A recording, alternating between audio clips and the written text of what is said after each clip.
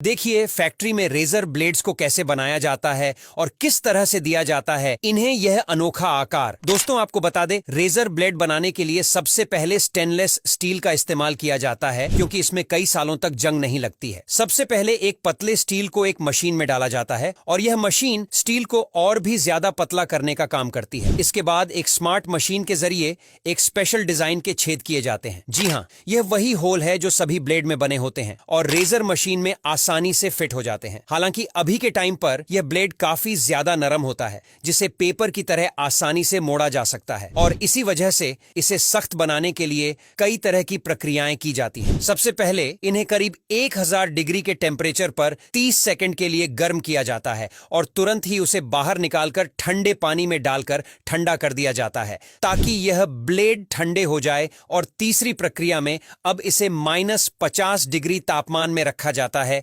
जिससे यह काफी ज्यादा सख्त हो जाता है। हालांकि अभी यह ब्लेड इतना ज्यादा सख्त नहीं हुआ है जितना ज्यादा यह ब्लेड इस्तेमाल करते वक्त होता है और इसीलिए ब्लेड को मजबूत और लचीला बनाने के लिए एक बार फिर से गर्म भट्टी से गुजरा जाता है, जिसको आप वीडियो में देख सकते हैं। भट्टी से निकलने के बाद रेजर ब्लेड को एक बार फिर से ठंडे पानी में डाला जाता है और एक स्मार्ट मशीन के जरिए इसके ऊपर कंपनी की ब्रांडिंग और लोगों को भी लगा दिया जाता है। और अब इस प्रक्रिया के बाद बारी आती है इन ब्लेड में मैन काम करने की, यानी कि इनमें धार करने की, जिसके लिए इन ब्लेड को एक मशीन में भेजा जाता है जो इनके दोनों किनारों को घिसकर काफी तेज कर देती है और वही एक दूसरी मशीन इन ब्लेड को खींचकर बिल्कुल साफ और चमका देती है। अब इसके बाद इन ब्लेड को काटने की बारी आती है जिसमें वहां पर एक मशीन इन ब्लेड को अलग अलग करके अच्छी तरह से कटती जाती है। अब अगली प्रक्रिया में ब्लेड की जांच की जाती है जिसके लिए कंप्यूटर द्वारा उसकी धार की जांच की जाती है और उसके बाद कई सारे ब्लेड को एक छोटी सी मशीन में रखकर यह देखा जाता है कि कहीं इसमें कोई भी कमी तो नहीं है